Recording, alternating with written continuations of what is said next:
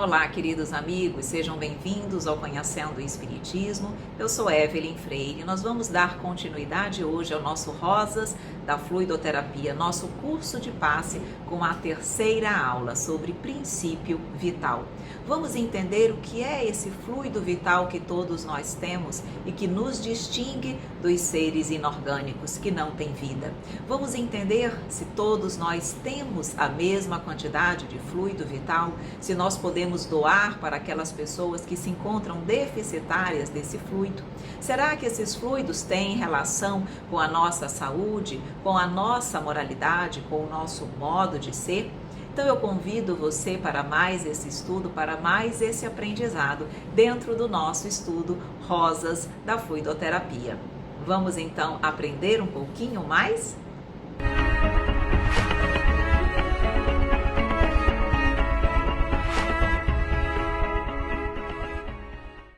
Olá, meus queridos amigos, estamos aqui mais uma vez no Rosas da Fluidoterapia, no nosso curso de passe, hoje com a aula 3 sobre princípio vital.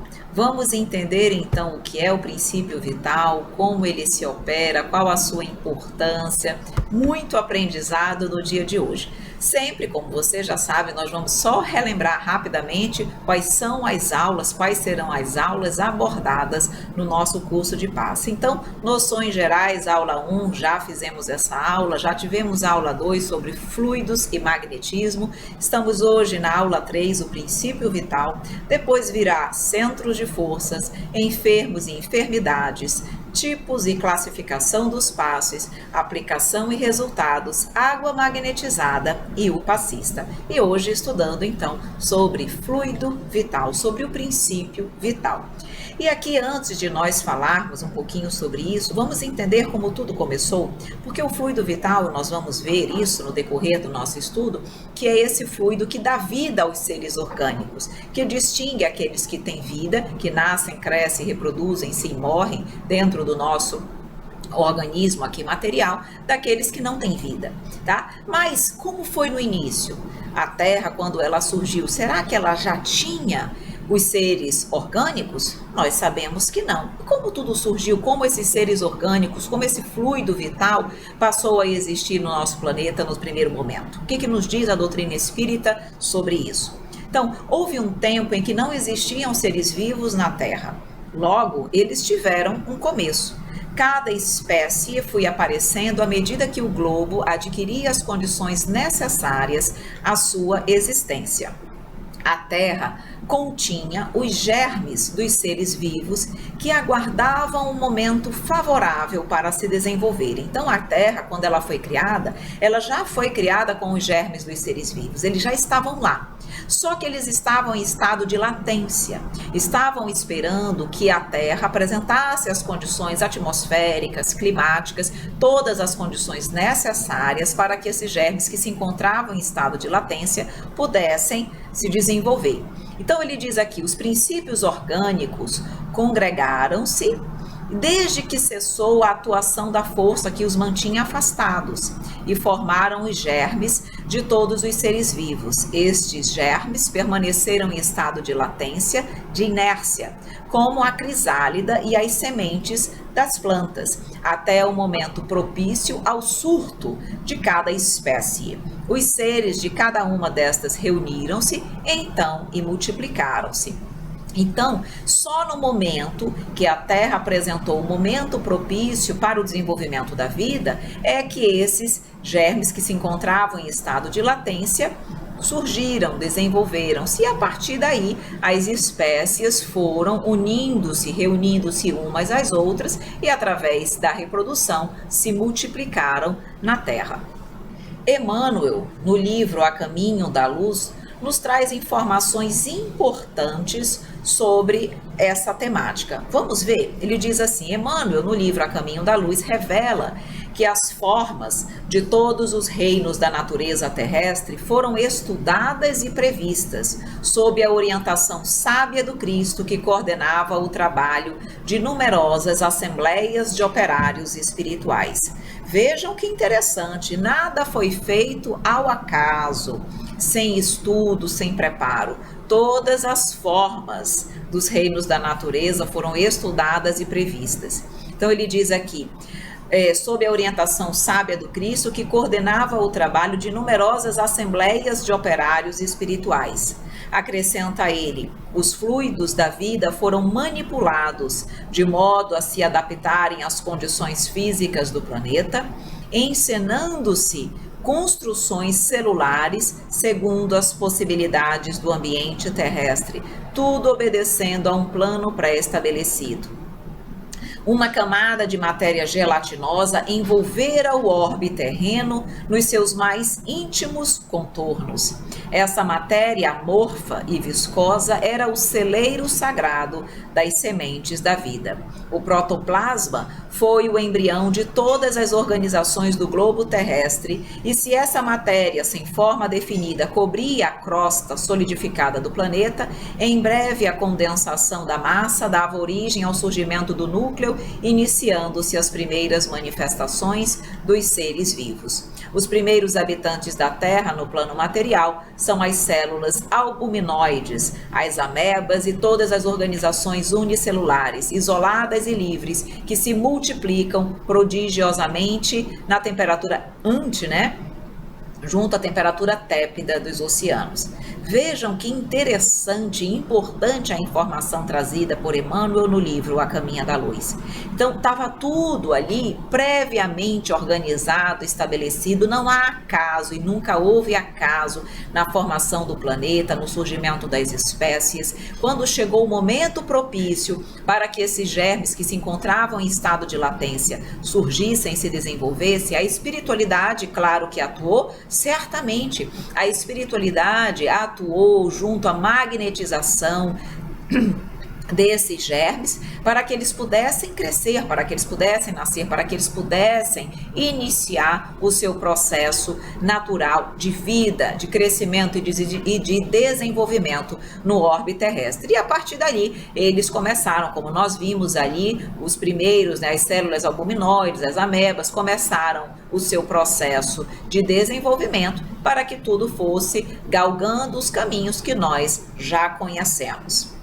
Então, assim surgiram os seres orgânicos e os seres inorgânicos. E o que nós vamos estudar hoje, exatamente, são os seres orgânicos, os que têm vida, porque são eles que são, na verdade, passíveis de terem o fluido vital. O fluido vital só existe nos seres orgânicos. O que são os seres inorgânicos? É o que nós colocamos aqui. São todos os que carecem de vitalidade, de movimentos próprios e que se formam apenas pela agregação da matéria, como os minerais, a água, o ar, etc. Não tem vida, então eles não têm fluido vital. Fluido vital, o importante destacar aqui, só o tem os seres vivos que estão na matéria. Espírito desencarnado não tem fluido vital, eles têm outros fluidos espirituais, mas o fluido vital não. É um fluido exclusivo de quem está na matéria, de quem está encarnado, seja na condição de no reino vegetal, no reino animal ou no reino nominal. Já os seres orgânicos são os que têm em si uma fonte de atividade íntima que lhes dá a vida. Nascem, crescem, reproduzem-se por si mesmos e morrem. São providos de órgãos especiais para a execução dos diferentes atos da vida. Órgãos esses apropriados às necessidades que a conservação própria lhes impõe. Nessa classe estão compreendidos os homens, os animais e as plantas. Então, seres orgânicos são aqueles que têm vida e são eles que têm na sua organização o fluido vital. O fluido vital, o princípio vital, vejam aqui, é a parte mais importante do fluido cósmico universal. Então, daqui eu já sei que o fluido vital, ou princípio vital, decorre da onde? Do fluido cósmico universal. É uma das infinitas metamorfoses do fluido cósmico universal. É um agente que dá vida à matéria. A sua fonte é o fluido cósmico universal. Então, é o fluido vital que animaliza a matéria, que dá vida à matéria. Aqui consta uma pergunta. É a mesma força que une os elementos da matéria nos corpos orgânicos e inorgânicos, nos que têm vida e naqueles que não têm vida? Sim, a lei de atração é a mesma para todos. Então, os elementos que unem a matéria dos corpos orgânicos e inorgânicos decorrem dessa lei de atração. Então, os elementos são unidos pela lei de atração. Contudo, há uma diferença entre os corpos orgânicos dos inorgânicos. Olhem o que ele diz aqui, a doutrina espírita. A matéria é sempre a mesma. Por que ele está dizendo que a matéria é sempre a mesma? Porque toda matéria provém do princípio material. Lembram que eu disse já no decorrer das nossas aulas, e principalmente está lá no ESG, que existem dois princípios gerais do universo, o princípio material, o princípio espiritual, e o princípio material dá origem a tudo que é matéria no universo, da mais ponderável à mais imponderável. Então toda a matéria tem a mesma fonte, que é o princípio material. Mas ele diz aqui, os corpos orgânicos estão animalizados, têm vida, por conta do princípio vital, do fluido vital que existe nesses corpos. Princípio vital é o gênero, tá? Então, o fluido vital, nós podemos colocar que é uma emanação, é a espécie desse princípio vital. Mas, princípio vital ou fluido vital, você pode utilizar como sinônimo. O entendimento é um só, tá? É mais uma questão de terminologia. Mas o princípio vital, o fluido vital, é esse fluido que decorre de uma modificação do fluido cósmico universal e que animaliza a matéria, que dá vida à matéria. Qual a causa, então, da animalização da matéria? A união com o princípio vital. A matéria se une com o princípio vital e, por isso, ela é animalizada e tem vida. Aqui eu trouxe para vocês um quadrinho, dentro disso que eu expliquei, para vocês visualizarem melhor. Então, vejam, Deus, acima de tudo, criou o princípio espiritual, que dá origem ao espírito, criou o princípio vital, que dá origem à matéria, tá? Que decorre do fluido cósmico universal. O que é o perispírito? Por que o perispírito ele está ali unindo espírito e matéria? Nós já vimos que o perispírito é o intermediário entre o espírito e a matéria. Ele é tanto fluido quanto ele é matéria. Então ele é exatamente o organismo, o corpo propício para essa conexão, certo? Então, vimos que o espírito e a matéria são os dois elementos constitutivos do universo. Aí se pergunta, o princípio vital seria um terceiro elemento constitutivo do universo? E a resposta é, ele é, sem dúvida, um dos elementos necessários à constituição do universo, porque ele dá vida aos seres, mas que também tem sua origem na matéria universal modificada. É dizer, também decorre do fluido cósmico universal, que decorre do princípio material. Então, o princípio vital não é um terceiro princípio. Nós só temos dois, princípio material e princípio espiritual. Tudo que é fluido decorre do princípio material, do fluido cósmico universal, que é a base elementar do princípio material. Então, ele não é um terceiro princípio. É para vós um elemento, uma modificação, como o oxigênio, o hidrogênio, que, entretanto, não são os elementos primitivos, pois que tudo isso deriva de um só princípio, que é princípio material.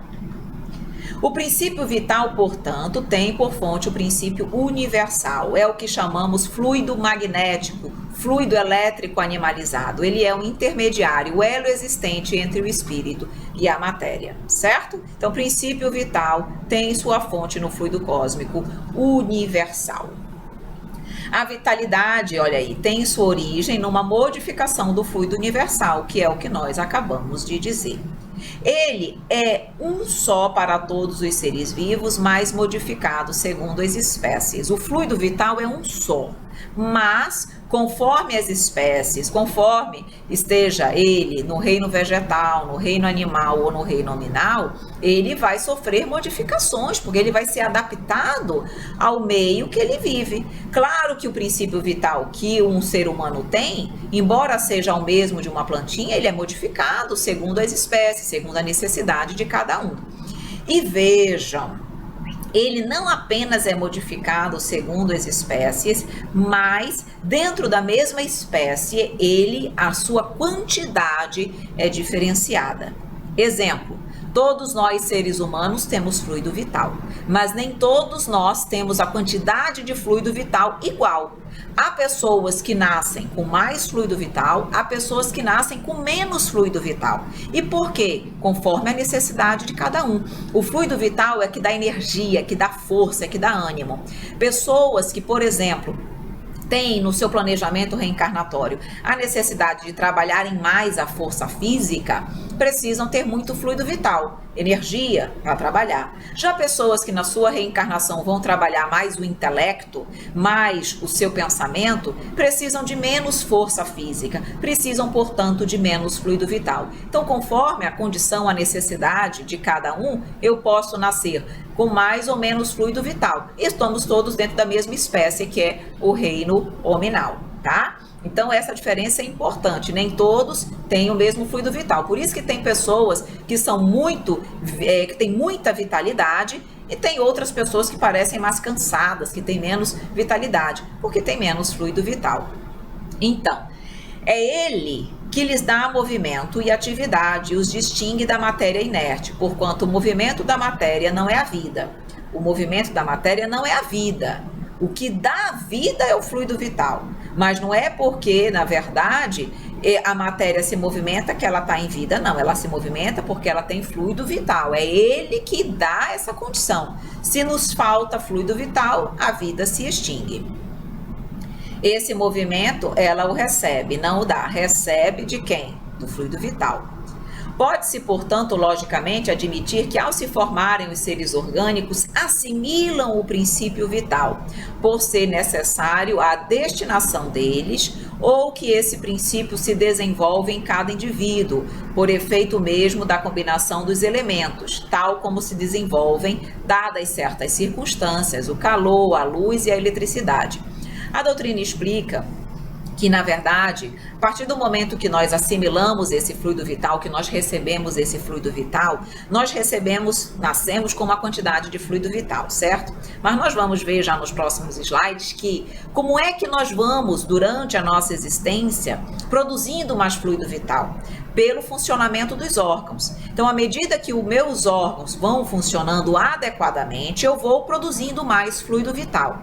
E a partir do momento que os meus órgãos começam a se desenvolver ou a trabalhar com mais lentidão e mais deficiência, eu vou produzindo menos fluido vital. É por isso que quando nós vamos envelhecendo, vamos diminuindo a quantidade de vitalidade, porque os nossos órgãos envelhecem, trabalham com mais deficiência, produzem menos fluido vital e, portanto, eu vou ficando mais cansada. Percebem? Então, é esse funcionamento natural e equilibrado dos órgãos que permite o desenvolvimento do fluido vital. Então, ele diz aqui, esse princípio vital é um elemento distinto do fluido universal, já sabemos que sim, é uma modificação do fluido universal. É dele que o espírito extrai o envoltório semimaterial que constitui seu perispírito e é por meio desse fluido que atua sobre a matéria. Está falando que extrai do fluido universal, o fluido necessário para a constituição do seu perispírito.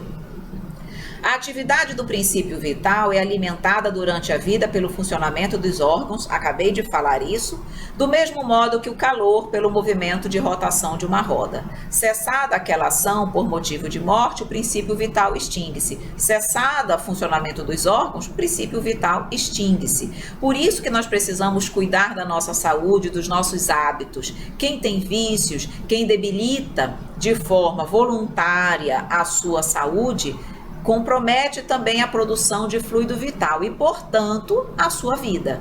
Quanto menos fluido vital eu tiver, mais próximo da desencarnação eu vou estar. Os órgãos, então, se impregnam, por assim dizer, desse fluido vital. E esse fluido dá a todas as partes do organismo uma atividade que os põe em comunicação entre si. É ele que auxilia exatamente na movimentação, na comunicação de todo o meu organismo, tá? Ele diz, todavia, quando os elementos essenciais ao funcionamento dos órgãos estão destruídos ou muito profundamente alterados, o fluido vital se torna impotente para lhes transmitir o movimento da vida e o ser morre. Significa dizer que, se o funcionamento dos órgãos forem muito destruídos, muito profundo, como ele coloca aqui, muito profundamente alterados, abalados, o fluido vital fica impotente para transmitir a vida. Se for algo suave, nós vamos já começar a adentrar no passe. Quando o funcionamento dos órgãos está levemente alterado e debilitado, e que eu mesma estou com uma quantidade de fluido vital baixa, porque os meus órgãos não estão produzindo e atuando de forma correta, plena, eu posso receber fluidos vitais de outras pessoas que estão numa condição melhor. E aí eu renovo meu organismo novamente e tudo volta a funcionar bem. Só que se eles estiverem com uma alteração muito grande, estiverem muito abalados, por mais que eu receba a doação de fluido vital, eu não consigo renovar, repor o meu organismo e o ser acaba morrendo. Então, a vida é um efeito devido à ação de um agente, que é o princípio vital sobre a matéria. A partir do momento que ele deixa de agir, o ser morre. Esse agente, sem a matéria, não é vida. Do mesmo modo que a matéria não pode viver sem esse agente. Então, o fluido vital depende da matéria para ter a sua função. E a matéria, para ter vida, para colocar-se na condição de uma matéria orgânica com vida, precisa do agente que é o fluido vital. É ele que dá vida a todos os seres que o absorvem e o assimilam.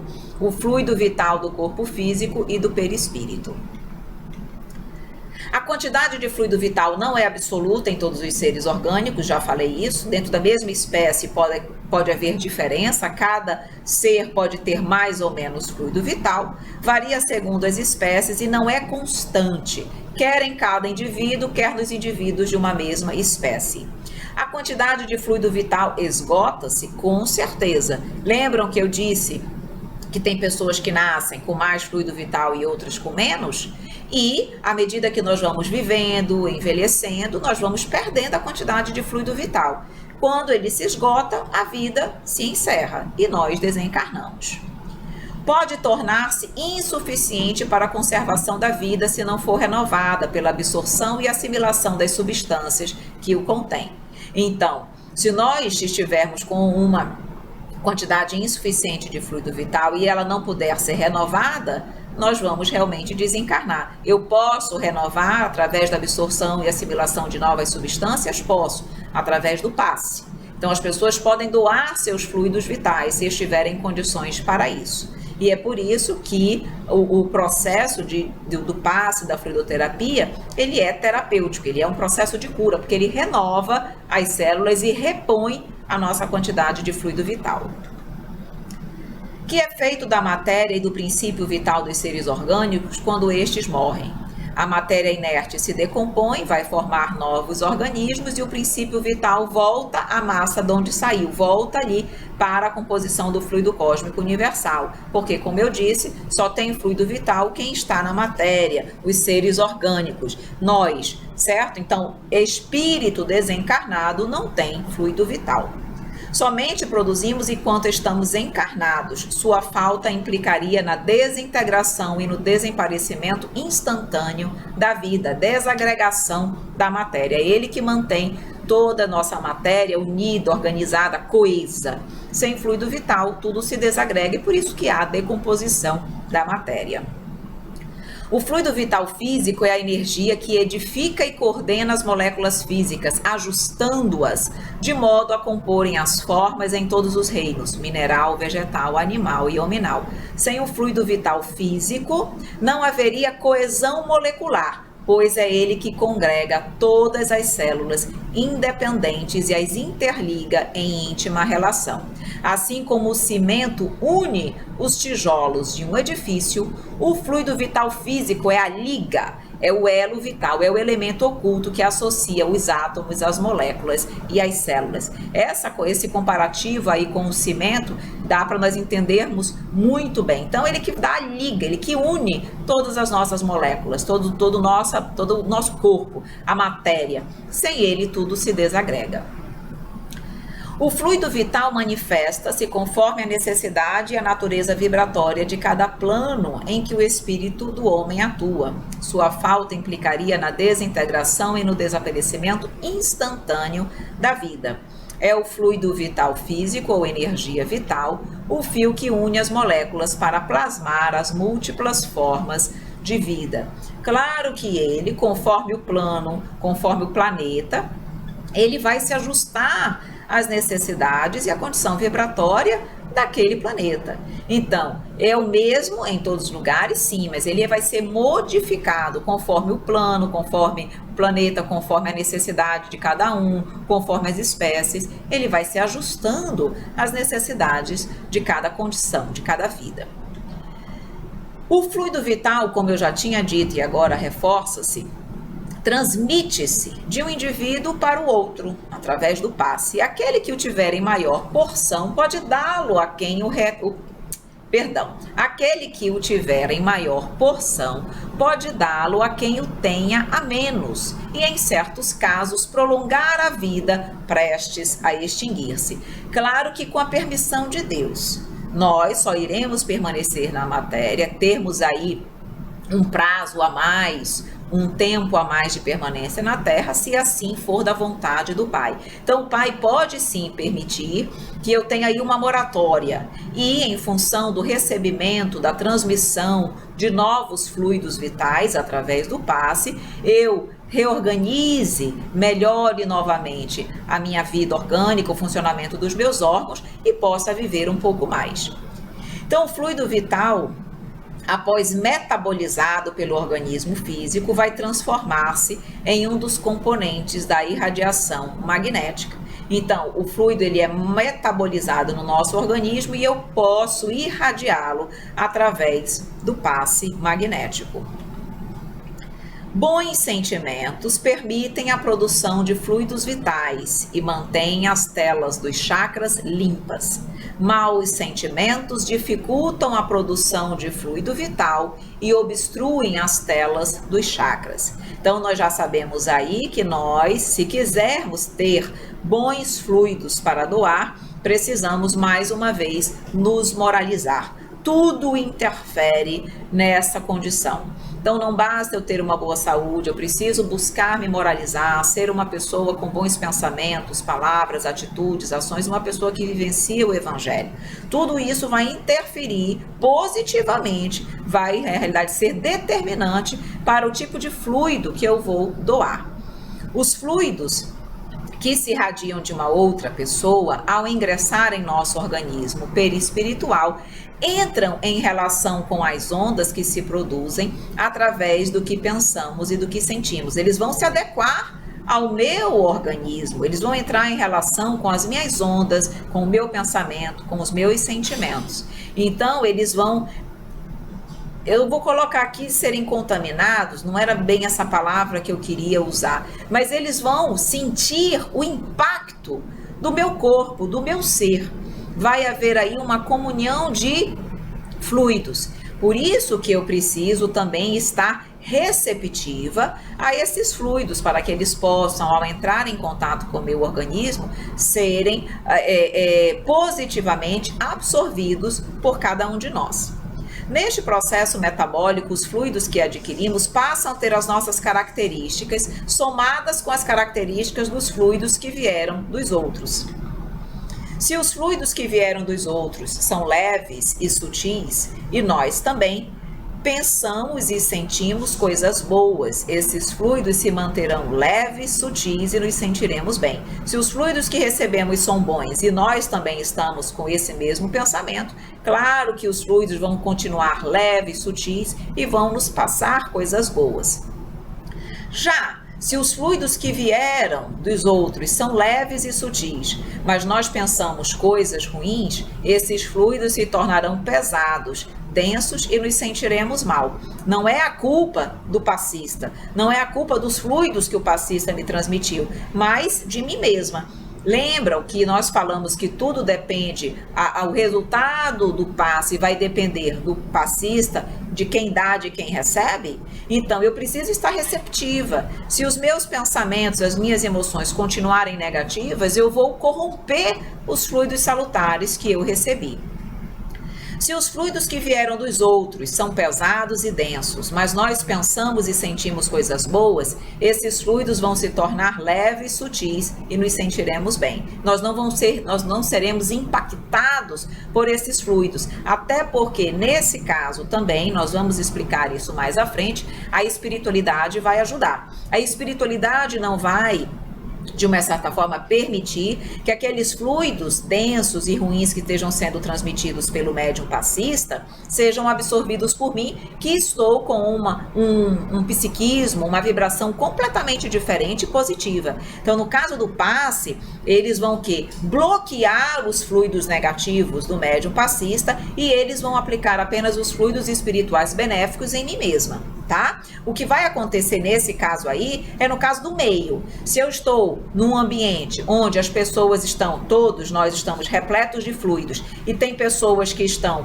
emitindo fluidos negativos, eu até posso eventualmente absorver um pouco desses fluidos, mas como eu tenho fluidos positivos, eu vou dissipar, eu vou, na realidade, transformar aquilo em algo positivo. Eu não vou deixar que os fluidos deles me contaminem, eu vou limpar aqueles fluidos. É como se Jesus, vou colocar numa comparação bem grande para vocês entenderem. Se Jesus estiver num ambiente repleto de fluidos negativos, por mais que ele absorva, ele transforma aqueles fluidos em algo bom. Ele contamina positivamente, porque os fluidos dele são mais fortes. Entendem o que eu quero dizer? Então, isso nós podemos fazer também conosco. Nós podemos fazer isso durante a nossa convivência diária, durante o meio em que nós estamos convivendo. No caso dos passistas, a espiritualidade pode entrar em ação ali para evitar que aqueles fluidos negativos adentrem o corpo do paciente, tá? Isso pode acontecer também e acontece.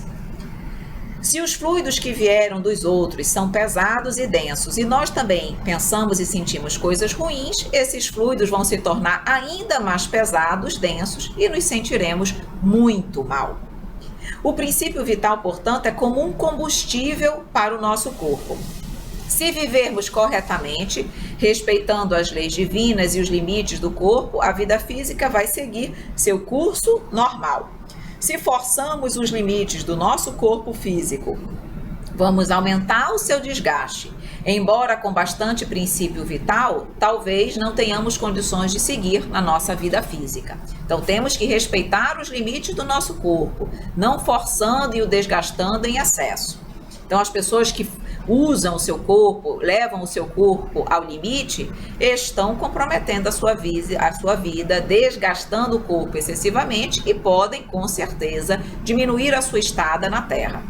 Se desrespeitarmos as leis divinas, poderá ocorrer um acidente onde o corpo, embora com bastante princípio vital, não terá condições de seguir a vida física, como no caso dos suicídios, seja suicídio direto, onde na qual a gente quer morrer e se mata, seja nos suicídios indiretos, quando nós, através de vícios e posturas e condutas que vão comprometendo a nossa saúde, nos levam a viver menos do que o tempo inicialmente previsto para a nossa estada na Terra. Então isso é chamado de um suicídio direto, como as pessoas que têm os vários vícios aí que vão comprometendo a sua saúde. Então isso é um desrespeito às leis divinas? Com certeza. E aí esse princípio vital ele pode não ser suficiente para manter a vida física. No nosso último slide nós temos aqui também o caso aqui, principalmente do suicídio. Quando desencarnamos com grande quantidade de princípio vital, o que acontece? Os laços que ligam o perispírito ao corpo físico ainda estão muito firmes e ocorre uma demora para se desfazer os laços fluídicos, fazendo com que o espírito passe por um estado de perturbação mais acentuado do que se ele estivesse com pouco fluido vital físico. Vejam bem aqui.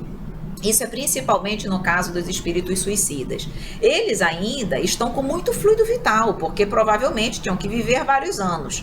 Como eles morrem, quando eles se suicidam, eles ainda têm uma quantidade de fluido vital muito grande no organismo. E esse fluido vital em excesso dificulta o desligamento do seu perispírito, porque o perispírito, ele fica preso ao corpo físico em função da quantidade de fluido vital. Só quando todo aquele fluido vital se esvai, é que o perispírito consegue se desligar realmente do corpo físico. E o tempo que se pode gastar para que esse fluido vital seja totalmente dissipado varia muito. Pode demorar anos para que o fluido vital se esvaia completamente. Por isso que o estado de perturbação do suicida é muito maior e muito mais acentuado. Inclusive, a doutrina espírita nos orienta, nos informa, isso está lá no livro Céu e Inferno, que muitas vezes esse fluido vital demora o tempo que a pessoa ainda tinha para viver, para se dissipar. Então, vamos supor que a pessoa tenha se suicidado aos 40 anos, mas ele era para viver até os 60. Ficaram 20 anos aí em aberto. E esse fluido vital pode demorar até 20 anos para se dissipar, de modo que o perispírito fica preso ao corpo físico por todo esse tempo. Então, daí vocês podem imaginar o tempo de perturbação que o espírito de um suicida pode passar. Claro que há casos e casos, isso é comum acontecer, mas não significa que todo suicida passa por essa situação, tá? Mas eu estou aqui trazendo uma condição, uma situação que é comum.